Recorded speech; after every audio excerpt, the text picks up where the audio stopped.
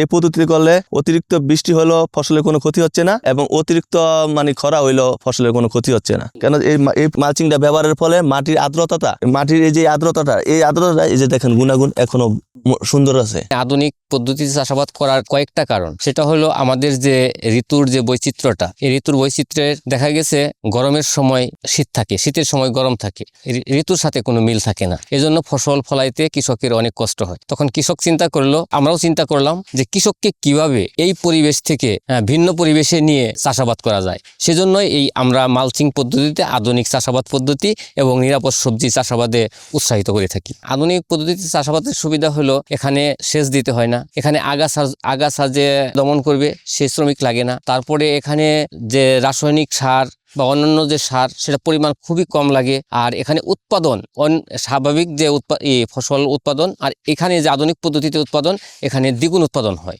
আর এখানকার যে ফসলের মান বাহিরের যে ফসলের মান অনেক পার্থক্য। এক খরচে 3 বছর চলতেছে, খরচ বেশি হলো, আবার আমি তো দ্বিতীয়বার তৃতীয়বার 3টা বছর এই খরচের মাধ্যমে আমার ফসলটা আসতেছে। আধুনিক পদ্ধতিতে চাষাবাদের ফলে সাইজ সুন্দর আসছে, কালারও ভালো আসছে এবং গুণগত মানও সুন্দর আছে, যা ভোক্তা পর্যায়ে খুব চাহিদা আছে। No risk no games. আমি এটা চেষ্টা মানে চিরাচরিত আমার বাপদাদার পদ্ধতি থেকে আমি একটু আধুনিক ব্যতিক্রম কিছু করতে চাইলাম, এই জন্যই আমি এই পদ্ধতি বেছে নিয়েছি। রিস্ক তো অবশ্যই নিতে হবে। আমাদের কৃষি অফিসার ওনারা এটার মাটি কিভাবে তৈরি করতে হবে, কি পরিমাণ লাগবে, মাটির গুণাগুণ কিভাবে রাখলে সুন্দর হবে, ওনারা আমাদের পরামর্শ দিছে। এই পদ্ধতিতে উপকার তো আছে, মনে করেন ওই চিরাচরিত নিয়ম আমার বাপদাদারা যেভাবে করে গেছে ওইভাবে আমরা চাষের একটু ভিন্ন পথে আমরা আসতে চাইলাম। এইভাবে আধুনিক পদ্ধতি করলে আমাদের সারের প্রয়োগটা কম লাগতেছে, ওষুধের ব্যবহার কম লাগতেছে, রাসায়নিক ওষুধের প্লাস জৈব সার ব্যবহার করতেছি।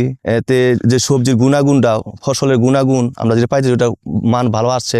পুরাতন পদ্ধতি চাইতে এই পদ্ধতিতে ফসলটাও ফলন ভালো হচ্ছে আমাদের। যেহেতু এন পানি আছে, রস আছে, এই মাটির মধ্যে রস থাকার কারণে সবসময় এটা এই পলিথিনের ঢাকার কারণে মাটিটা সবসময় আর্দ্র রাখছে সুবিধা। তাছাড়া আপনার সার কীটনাশক এটা কম লাগতেছে। আমরা অতিরিক্ত এই জায়গায় রাসায়নিক সার ব্যবহার হচ্ছে না, সব জৈব সার ব্যবহার হচ্ছে। প্রথম অবস্থায় একটু খরচ আছে, তো মনে হয় এই মালচিং কিনতে, তারপরে যে খুঁটিগুলি ক্রয় করতে, তারপরে যে নেট কিনতে, এর প্রথম খরচ। আর পরের বার থেকে আর খরচটা লাগতেছে না। আমি ছাড়াও অনেকে এই চাষাবাদে সবাই দেখে খুশি হয়েছে এবং আগ্রহ প্রকাশ করতেছে। অনেকে তো এই পদ্ধতি দেখতে এই জায়গায় আসতেছে, তারা দেখে বলতেছে এই পদ্ধতি ভালো, যে আমাদের পাশাপাশি জমিনে যে অনেকে আইনে রাখছে এর এই পদ্ধতি এখন করবো। এই উপকারিতাটা এখন সবাই জানে, এখন দেখতেছে। আশা করি সবাই ভবিষ্যতে এই পদ্ধতি চাষাবাদ করবে। না অনেকে প্রথম অবস্থা তো মনে করেন খরচটা দিকে বলছে অনেক খরচ, লাভবান হইতে পারবো কিনা এরকম চিন্তা ভাবনা সবাই, কিন্তু পরবর্তীতে সবাই যখন দেখছে তারা আর ওই এরকম মন্তব্য করে নাই, এমন সবাই আগ্রহী আছে যে আমরা সবাই এই পদ্ধতি আধুনিক পদ্ধতি চাষাবাদ করব।